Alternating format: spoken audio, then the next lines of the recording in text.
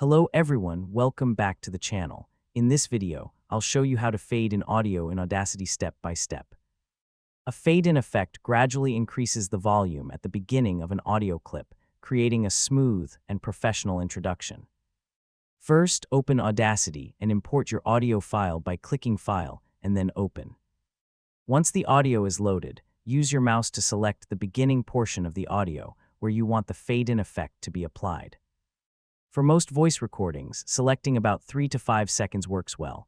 Next, go to the Effect menu, choose Volume and Compression, and then click Fade In. Audacity will automatically apply the fade-in effect to the selected section.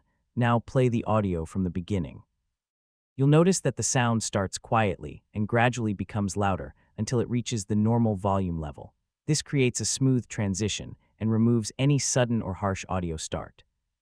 If the fade-in is too short or too long, simply press Ctrl+Z to undo the effect, select a different length of audio, and apply fade-in again. A longer selection creates a slower fade, while a shorter selection creates a faster fade.